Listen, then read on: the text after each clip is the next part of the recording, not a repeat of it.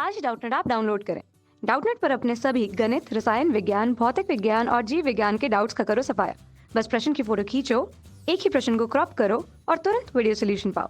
अभी डाउनलोड करें। Hello everyone, यहाँ पे हमें क्वेश्चन दिया गया है डीएनए फिंगरप्रिंटिंग पर संक्षेप में एक निबंध लिखिए। तो जो ये डीएनए फिंगरप्रिंटिंग या डीएनए अंगुलिछापी की तकनीक थी, ये सर्वप्रथम एलेक जेफरी ने विकसित की थी। किसने की थी? एलेक जेफरे ने। तो जेफरे ने क्या किया था? इस तकनीक का सर्वप्रथम विकसित किया था। इसकी सहायता से विभिन्न व्यक्तियों के मूल आनुवांशिक पदार्थ में विभिन्नताओं को देखा जा सकता है। तो इसकी सहायता से क्या किया जा सकता है? विभिन्नताओं को देखा जा सकता है। क्या करा जा सकता है? विभिन्न व्यक्तियों के मूल आनुवांशिक पदार्थ में विभिन्नताओं को देखा जा सकता है। मतलब जो आनुवांशिक पदार्थ है, मतलब जो कि क्या है? हमारा डीएनए। तो इनमें क्या देखा जा सकता है? विभिन्नताओं को देखा जा सकता है। डीएनए फिंगरप्रिंटिंग का सिद्धांत। हम अब बात करें डीएनए फिंगरप्रिंटिंग के सिद्धांत की। तो आनुवांशिक बहुरूपता का विश्लेषण इस तकनीक का आधार है। क्या है? जो आनुवांशिक बहुरूपता होती है, मतलब जो आनुवांशिक रूप से क्या होते हैं? बहुरूपी होते हैं। तो आनुवांशिक बहुरूपता का विश्लेषण इस तकनीक का क्या है? आधार है। तो इसका आधार क्या है? आनुवांशिक बहुरूपता। वीएनटीआर जीनोम का वह स्थान है। वीएनटीआर। तो वीएनटीआर जीनोम का वह स्थान है जहां न्यूक्लियोटाइड अनुक्रम एक के बाद एक क्रम में दोहराया जाता है। जहां क्या होते हैं? जो न्यूक्लियोटाइड के क्रम होते हैं वो क्या होते हैं? एक के बाद एक दोहराए जाते हैं। क्या किया जाता है? दोहराया जाता है। जीवधारी की प्रजाति के सभी सदस्यों के डीएनए प्रारूप भिन्न होते हैं। तो जो जीवधारी होते हैं, जीवधारी के जो जाति के क्या होते हैं? जीवधारी के प्रजाति के सभी सदस्यों के डीएनए प्रारूप क्या होते हैं? भिन्न होते हैं। तो डीएनए प्रारूप क्या होते हैं? सभी सदस्यों के भिन्न होते हैं। यही कारण है कि समरूपी जुड़वा को छोड़कर किसी भी व्यक्ति का फिंगरप्रिंट एक दूसरे से मेल नहीं करता। यही कारण है कि जो समरूपी जुड़वा होते हैं, क्या होते हैं? समरूपी जुड़वा। इनके अलावा किसी का भी जो फिंगरप्रिंट होता है या जो अंगुली छापी होती है, ये क्या नहीं होता? आपस में मेल नहीं करता है। डीएनए के कारण एक व्यक्ति दूसरे व्यक्ति से भिन्न होता है। तो जो ये डीएनए होता है, डीएनए के कारण ही क्या होता है? एक व्यक्ति दूसरे व्यक्ति से क्या होता है?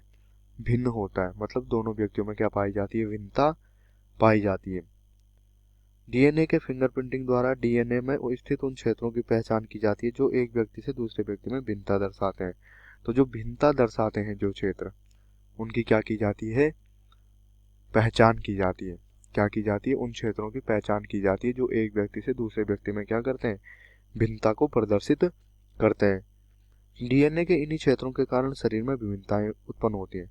अब डीएनए के इन्हीं क्षेत्रों की वजह से, जिन क्षेत्रों में क्या होती है? विभिन्नताएं होती हैं, तो इन्हीं क्षेत्रों की वजह से क्या होते हैं? जो शरीर होता है, शरीर में भी क्या होती हैं? विभिन्नताएं होती हैं। इन विभिन्नता दर्शाने वाले सैटेलाइट डीएनए को प्रोब की भांति प्रयोग करते हैं। तो इन जो ये विभिन्नताएं प्रदर्शित करते हैं, इन सैटेलाइट को क्या करते हैं? प्रोब की भांति क्या करते हैं? प्रोब की भांति प्रयोग करते हैं। इसमें काफी बहुरूपता होती है। तो ये जो प्रोब होते हैं, इन प्रोब में क्या होती है? काफी बहुरूपता होती है। क्या होती है? काफी बहुरूपता होती है। एक्सरे फिल्म पर एक पट्टिकाओं के क्रम के रूप में प्राप्त करके उनकी स्थिति विशिष्टता को क्या कर सकते हैं? हम प्रदर्शित कर सकते हैं। किसी एक व्यक्ति के डीएनए के क्रम पट्टियों के रूप में विशिष्ट होते हैं। तो किसी एक व्यक्ति के जो डीएनए के क्रम होते हैं, ये क्रम पट्टियों के रूप में विशिष्ट होते हैं। क्या होते हैं? पट्टियों के रूप में विशिष्ट होते हैं। समरूप जुड़वा के डीएनए पूर्ण रूपेण समरूप हो सकते हैं। तो जो समरूप जुड़वा के जो डीएनए होते हैं वो क्या हो सकते हैं? पूर्ण रूपेण समरूप हो सकते हैं। मतलब हर तरह से वो क्या हो सकते हैं? समरूप हो सकते हैं। इन पट्टियों का चित्र इलेक्ट्रोफोरेसिस, सदर्न ब्लोटिंग तथा एक रेडियोएक्टिव पदार्थ की सहायता से प्राप्त किया जा सकता है। तो जो ये पट्टियां होती हैं, इन पट्टियों का जो चित्र होता है उसको कैसे किया जाता है? जो इलेक्ट्रोफोरेसिस होता है। क्या होता है?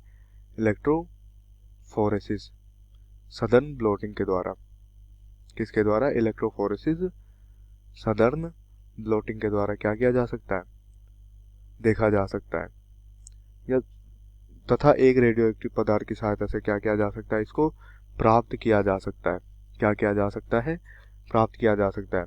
डीएनए फिंगरप्रिंट विभिन्न ऊतकों जैसे खून, बाल, पुटक या त्वचा, जो डीएनए फिंगरप्रिंट है उसको क्या कर सकते हैं हम, खून की एक बूंद से, बाल या रोम से, तथा जो त्वचा होती है, अस्थि, लार और शुक्राणु, जो अस्थि होती है, लार तथा जो शुक्राणु होते हैं आदि से प्राप्त किए जा सकते हैं। तो इन आदि से हम क्या कर सकते हैं, डीएनए को प्राप्त कर सकते हैं। डीएनए फिंगरप्रिंट का उपयोग अपराध मामलों जैसे खूनी बलात्कारी को पहचानने के लिए किया जाता है। तो जो डीएनए फिंगरप्रिंटिंग का उपयोग होता है वो कैसे होता है, अपराधी मामलों में किया जाता है। कैसे अपराधी मामलों में, जैसे किसी का खून हुआ हो या किसी का क्या हुआ हो, बलात्कार हुआ हो, क्या हुआ हो, बलात्कार हुआ हो, तो बलात्कारी को पहचानने के लिए पितृत्व के झगड़ों में पारिवारिक संबंधों को ज्ञात करने आदि में किया जाता है। या कोई पैतृत्व झगड़ा हो तो उसमें क्या करना, पैतृत्व झगड़ा में पारिवारिक संबंधों को ज्ञात करने आदि में क्या किया जाता है, डीएनए फिंगरप्रिंटिंग का उपयोग किया जाता है। कक्षा 6वीं से 12वीं से लेकर नीट, आईआईटी, जेई वो एडवांस के लेवल तक 1 करोड़ से ज्यादा छात्रों का भरोसा। आज ही डाउनलोड करें डाउटनेट ऐप या व्हाट्सएप करें अपने सारे डाउट्स 8400 400 400 पर।